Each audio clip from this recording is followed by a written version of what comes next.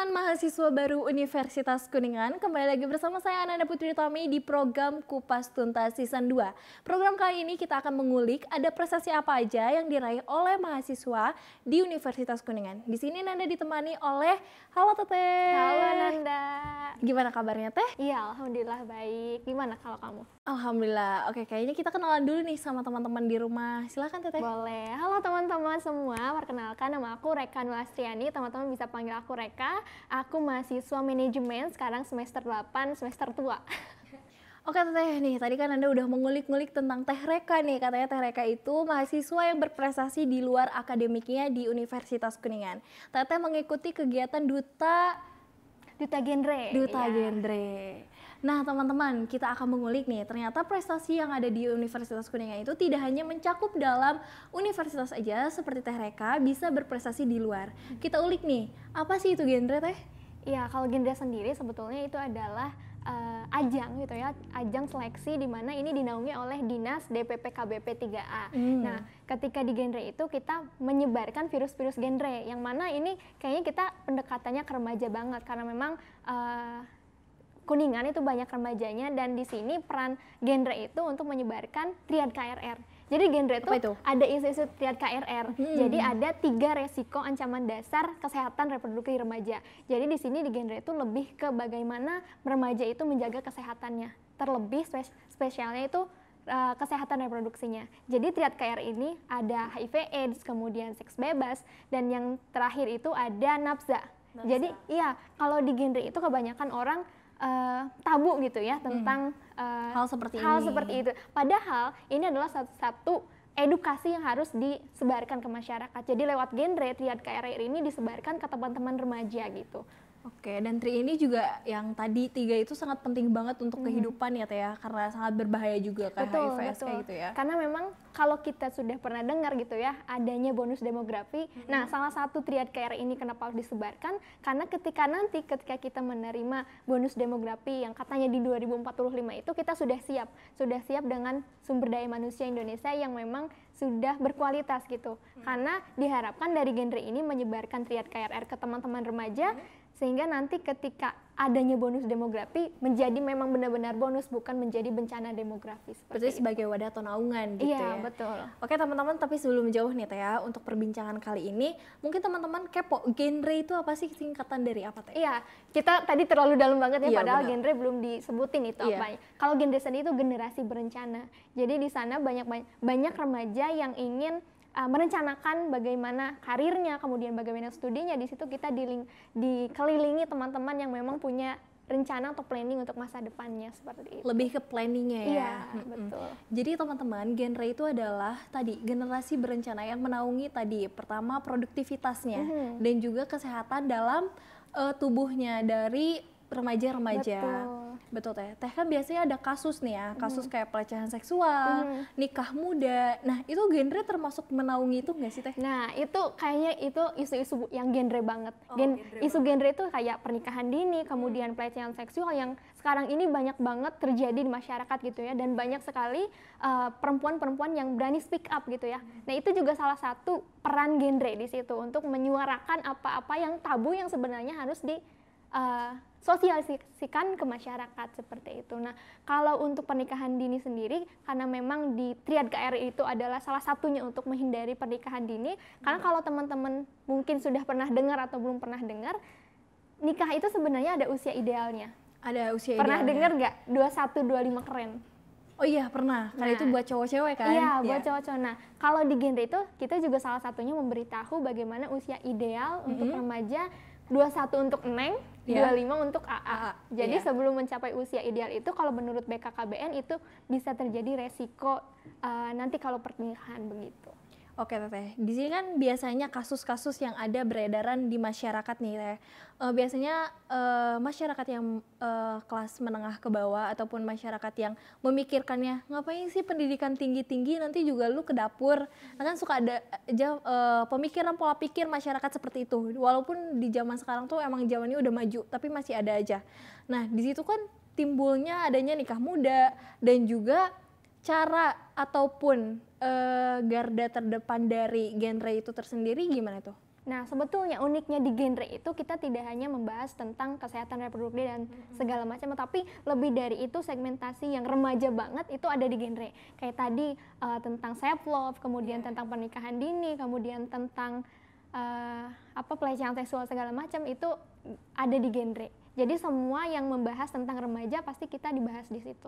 Jadi salah satu fungsi genre sendiri untuk menjadi garda terdepan teman-teman remaja untuk menghadapi masa depannya. Gitu. Karena ada 5 transisi nih kalau di genre itu yang suka disosialisasikan. Yang pertama penerapan hidup bersih dan sehat, kemudian yang kedua ada melanjutkan pendidikan, yang ketiga ada mencari pekerjaan, yang keempat terjun ke masyarakat, dan kelima baru berkeluarga. Tapi Nana tadi tertarik nih yang poin keempat, untuk terjun ke masyarakat. Biasanya bentuk terjunnya genre ke masyarakat itu dalam hal apa teh? Nah, salah satunya karena memang kita itu di bawah naungan Dinas DPP KBB 3A, jadi kita juga sering bersinergi, sering melakukan sosialisasi, salah satunya atau spesialnya itu ke tempat-tempat yang terpelosok gitu. Jadi tidak hanya di perkotaan saja, tapi justru tempat-tempat yang terpelosok adalah salah satu sasaran yang harus disosialisasikan, karena memang seperti kita tahu kalau masyarakat yang berada di pelosok begitu masih kurang sadar mengenai isu-isu yang tadi disebutkan gitu. Jadi itu pentingnya kita genre itu sebagai salah satunya penyebar sosialisasi itu. Ada kesulitan gak sih? Teteh ini kan sebagai anggota genre nih, kan tadi ada sosialisasi ke pelosok. Nah, ketika sosialisasi ke pelosok pun ada masyarakat ataupun pemimpin desa tersebut tuh menerima atau menolaknya. Pernah gak sih menerima yang menolak, udahlah apaan sih kayak gini? Pernah gak sih Teh? Sebetulnya kalau gitu belum pernah ya, karena memang sebelum kita datang kita sudah ada observasi, sinergi dulu. Jadi kita sebelum terjun ke situ yang menaungi advokasi atau itunya dari dinas. Jadi kita tinggal datang untuk melakukan sosialisasi. Dan biasanya kalau kita nemuin masalah atau kesulitan biasanya di audiensnya sih. Karena teman-teman biasanya ada yang ngantuk atau seperti apa. Jadi kita harus sebisa mungkin bagaimana komunikasi ke anak-anak, kemudian ke remaja, ke ibu-ibu. Karena di situ kita sosialisasi tidak hanya segmentasi masyarakat yang sudah dewasa saja, tapi dari anak-anak ke remaja pun ada gitu. Menanamkan pola pikir yang terbaru mungkin ya. Teteh kan tadi juga kita dibahas tentang HIV/AIDS dan juga nikah muda, terus pelecehan seksual. Nah, biasanya nih perempuan zaman sekarang itu bungkam dengan adanya pelecehan seksual. Bagaimana cara menyuarakan perempuan itu ataupun siapapun korban pelecehan seksual untuk speak up? Kadang ada korban yang berpikir kayak, aduh aku kalau ngomong gimana ya dampaknya untuk aku, dampaknya untuk orang itu, ancaman-ancaman yang diberi. Nah biasanya itu genre itu sebagai bimbingan konselingnya ataupun hanya menaungi, mewadahi si korban tersebut lalu diajak untuk kegiatan yang lebih baik. Sebetulnya kalau untuk wadah konseling dan segala macam, kalau teman-teman sudah tahu ada PIK-R, Pusat Informasi dan Konseling Remaja. Itu biasanya di setiap kecamatan juga ada PIK-R-nya. Jadi teman-teman remaja bisa curhat, bisa konseling ke tempat itu. Karena untuk Duta Genre sendiri bukan sebagai yang memberi konseling. Duta Genre sendiri adalah brand dari genre itu sendiri. Jadi pionir atau apa ya disebutnya. Ikonnya lah, ikon dari genre itu sendiri. Bagaimana genre dikenal itu lewat Duta Genre. Gitu. Jadi kalau teman-teman mau konseling dan segala macam, sebetulnya itu ada di PIK-R. Berarti ranahnya beda lagi dengan genre gitu, itu terpisah walaupun berkolaborasi. Iya, dan dulunya itu di Uniku juga ada, tapi kalau di dunia pendidikan itu namanya PIK-M. Tapi sekarang kayaknya udah gak aktif, dan sebetulnya dari teman-teman genre Kabupaten Kuningan tuh pengen mengaktifkan kembali PIK-M atau Pusat Informasi Konseling Mahasiswa di setiap kampus di Kabupaten Kuningan. Tapi masih rencana sih, semoga bisa terrealisasi. Amin, karena itu penting banget gak sih Teh? Betul. Apalagi sekarang mental health issue kan, wah di mana-mana gitu kan. Kayak emang benar itu tuh penting, walaupun kan sekarang nih TikTok banyak yang walaupun mereka mengundang hanya badan gitu kan itu juga mengundang ya. Kalau yang kenal pasti bakal terancam pelecehan seksual ataupun apapun itu. Oke Teh, kembali lagi ke topik ya Teh ya. Di genre itu biasanya penyeleksiannya gimana sih Teh? Iya, kalau untuk seleksi sendiri ada kriteria khusus dari umur. Karena kan ini generasi berencana itu isinya remaja-remaja. Nah, jadi kalau lebih dari 23 tahun itu udah gak bisa ikut seleksi Duta Genre. Tapi kalau masuk forum itu bisa dari siapapun. Tapi untuk duta genre sendiri ada spesifikasi umurnya. Kemudian juga lebih pentingnya kita harus punya kepedulian terhadap isu-isu keremajaan. Salah satunya tadi kan yang disebutkin triad KRR, itu sih selebihnya. Dan ketika seleksi itu kita melalui seleksi wawancara, kemudian ada seleksi tulis, dan ada juga program kerja bagaimana kita memberikan solusi kepada pemerintah setempat untuk menanggulangi atau memberikan solusi mengenai kenakalan-kenakalan remaja di Kabupaten Kuningan. Oke, untuk Teteh nih, program kerja yang Teteh canangkan di genre itu apa sih? Iya, ketika aku seleksi di tingkat kabupaten itu aku pakai program MACD Movement, Mentoring, Coaching, and Discussion Movement. Jadi bagaimana aku menyebarkan pola pikir ke teman-teman remaja bahwa berpendidikan itu penting. Meskipun kita gender itu laki-laki atau perempuan, semua setara, semua bisa mendapatkan pendidikan yang sama seperti sama itu. Juga ya. Iya. Berarti stigma untuk perempuan itu harus di dapur nggak ada gitu ya dalam kamu sekarang gitu, karena kita berpendidikan itu tadi yang program Teteh itu penting. MACD Movement dan provinsi yang aku bawa programnya itu karena isu yang dibawa adalah stunting, itu aku bawa programnya Petamu Gemas, petani muda gemar makan sayur. Nah, gimana itu? Tertarik tuh? Jadi itu mensosialisasikan ke teman-teman remaja, karena kan sekarang remaja itu nggak mau bercocok tanam ya. Padahal kalau gitu kita punya kesadaran tentang ketahanan pangan, kita bisa nanam sayuran tuh di depan rumah. Pakai mie bisa pakai sayur. Jadi nggak hanya micinnya aja yang kita konsumsi, tapi ada nutrisi yang kita dapat dari memanfaatkan pekarangan rumah. Itu yang aku usulkan ke pas di Jabar, dan alhamdulillah dapat nominasi sebagai inovator, inovasi terbaik gitu. Hebat banget.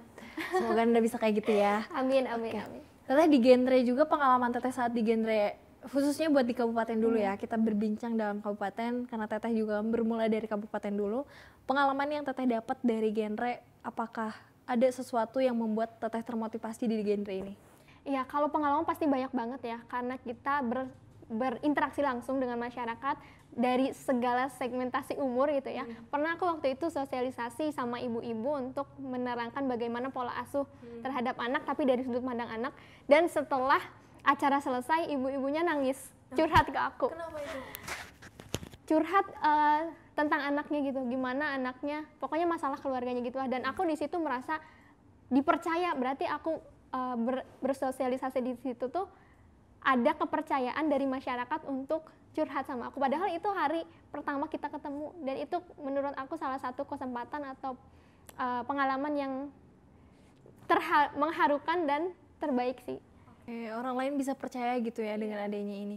Emang pola asuh anak itu ada ininya berarti ya, ada pola-polanya. Iya, dan itu salah satu pendekatan untuk mencegah stunting itu dari pola asuh juga. Pokoknya kalau di genre itu kayak sempit bahasannya, tapi setelah kalau kita diskusi gini banyak complicated gitu ya? Iya, banyak hal yang bisa kita bahas di genre. Berarti nggak hanya perihal tadi kayak pernikahan dini, pelecehan seksual, dari mendidik anaknya pun ada pola-polanya di genre itu. Tertata berarti ya. Jadi kan genre itu tadi dilindungi oleh DPPK-BP3. Nah, di situ tuh berarti termasuk ke dalam program tersebut. Ada gak sih dalam di genre tersebut tuh benefit ataupun timbal balik untuk si tadi DPPK sama antar genrenya? Iya, kalau timbal balik sendiri karena memang kan kalau disebutkan duta genre ini programnya dinas DPPK BP3A khususnya di bidang keluarga sejahtera. Kalau PIBEK sendiri kita sama-sama membantu. Kita membantu dinas, dan dinas juga memberikan kesempatan pada kita untuk bertumbuh, berkembang gitu. Dimana ketika kita sosialisasi, kita diberikan panggung untuk mengeksplor apa yang kita bisa, mengeksplor public speaking kita kepada masyarakat. Berarti ini tuh sama kayak KB gak sih, keluarga berencana? Iya, keluarga berencana ini salah satu programnya itu. Kita juga menyuarakan itu. Dari genre itu punya program KB, berarti bukan KB punya program genre?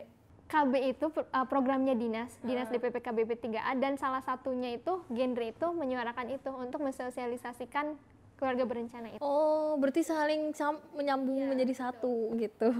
Oke, nah Teteh kan tadi perihal tadi nih kita udah berbincang Teteh gimana nih pengalaman di genre. Terus juga tadi kita udah berbincang di genre itu masuknya kayak gimana. Nah, channel untuk mendapatkan ataupun informasi biar bisa masuk ke genre itu kayak gimana sih Teh? Ya, sebetulnya kalau di forum itu, di forum genre Kabupaten Kuningan, ketika kita mengadakan seleksi duta genre, kita juga kasih informasi ke tiap perguruan tinggi. Dan aku waktu itu ikut genre, dikasih tahu juga dari Pak Iim, dari Baak. Nah, tadi aku nggak akan ikutan, cuman karena diminta untuk jadi delegasi, aku ikutan. Waktu itu aku sama Teguh.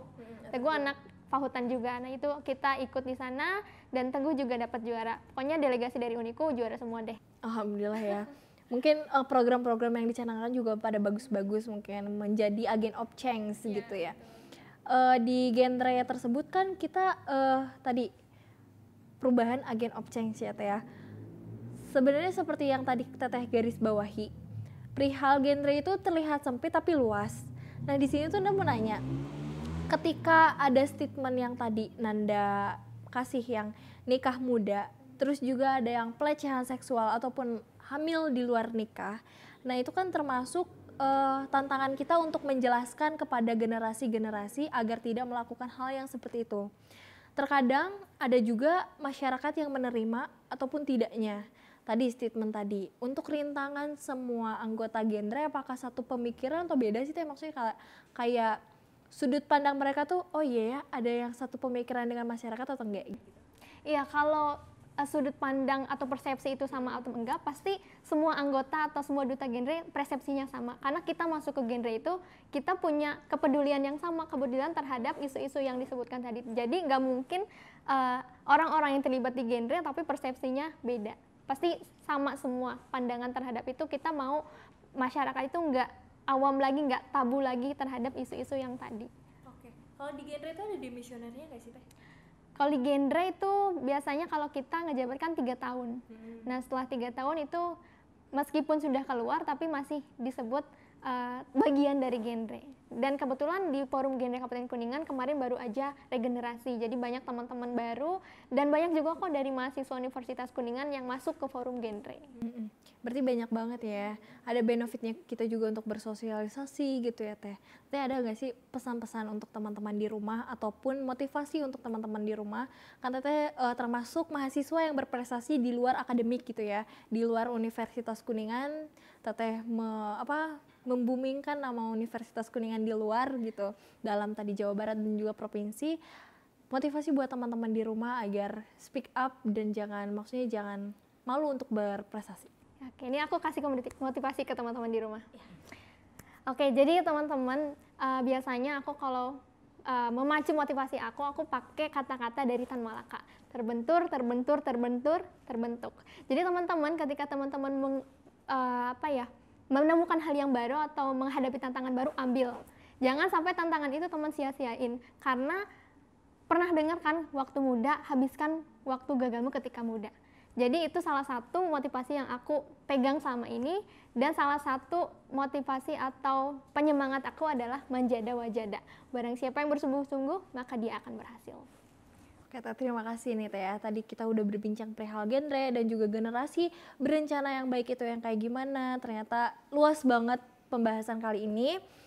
Pesannya untuk kali ini ada gak nih dari Teteh, pesan buat teman-teman di rumah? Tadi kan motivasi nih, pesannya nih buat teman-teman di rumah. Ya, pesannya semoga teman-teman bisa memanfaatkan waktu muda teman-teman dengan baik. Jadi apapun yang teman-teman mau bisa teman-teman dapatkan dengan mudah. Oke, nah itu dia teman-teman. Motivasi dan juga pesannya dari Teh Reka. Silahkan kalian kutip, kali aja bisa sukses kayak Teh Reka. Jadi teman-teman yang mau berprestasi jangan ragu karena tadi terbentur, terbentur, terbentur, dan terbentuk. Nah itu tadi teman-teman perbincangan Anda bersama Teh Reka, Duta Genre Jawa Barat dari Universitas Kuningan. Tetap tadi ya, jangan malu-malu untuk berprestasi. Tetap saksikan Kupas Tuntas episode kali ini, saksikan terus Kupas Tuntas episode selanjutnya. Dadah, Uniku Jaya. Dadah.